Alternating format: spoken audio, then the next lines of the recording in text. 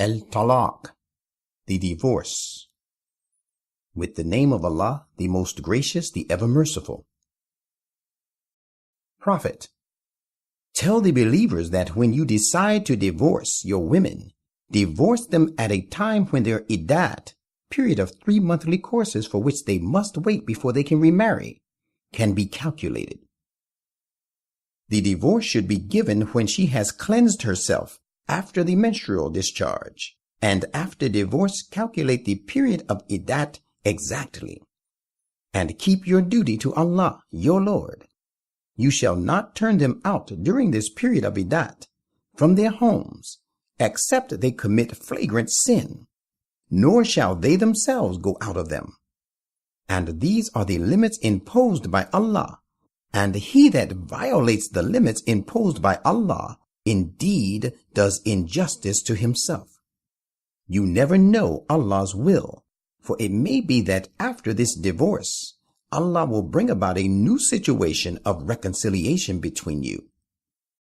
And when they are about to reach their prescribed term of iddat, either keep them by revoking the divorce in an honorable and fair manner, or part with them in honorable and fair manner, and 2 honest and just persons from among you witness your decision. Let the witnesses bear true testimony for the sake of Allah regarding the situation that resulted in the pronouncement of divorce. Thus, the person who acts according to these guidelines and who believes in Allah and the last day is exhorted. And he who takes Allah as his shield, he will always make a way out of his ordeals for him. And he will provide him sustenance from where he least expects. And he who puts his trust in Allah, he is sufficient for him to fulfill his needs. Allah is sure to accomplish his purpose. Allah has set a measure for everything.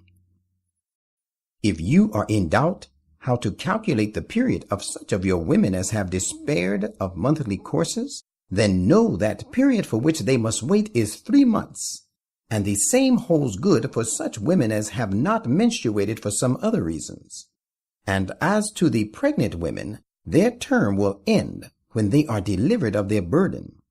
And bear in mind, for the one who keeps his duty to Allah, he will provide a facility in his affair for him. That is the command of Allah. He has revealed this to you. For the one who takes Allah as a shield, he will rid him of the evil consequences of his sins, and will grant him a very great reward. Lodge the divorced women during the prescribed period in some part of the house where you are lodging, according to the best of your means. Do not harass them so as to make their stay hard for them. If they be pregnant, bear their expenses until they are delivered of the child. And if they suckle the child for you as the period of waiting is over with delivery, pay them their dues for suckling. And in order to settle it, consult together in all fairness, making only reasonable demands on one another. But if you find it mutually difficult to come to a settled agreement, then let another woman suckle the child for him. Let a man with plentiful means spend for the maintenance of the suckling woman according to his means. And let him whose subsistence are limited spend according to what Allah has given him. Allah burdens no person with responsibility beyond what he has given him. Allah will soon bring about easy times after hardships. So many people of townships rebelled against the command of their Lord and his messengers, so that we reckoned with them sternly and punished them with a dire punishment. So they suffered the evil consequences of their deeds, and the subsequent end of their affairs was in the form of loss. Allah has in store for them a terrible punishment. So take Allah as a shield, O you persons of excellent and pure understanding who have believed.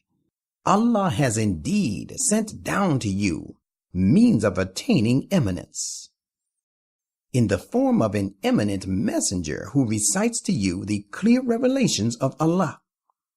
which tell the right from the wrong, and thus he brings those who believe and accordingly do good deeds out of all kinds of darkness into light.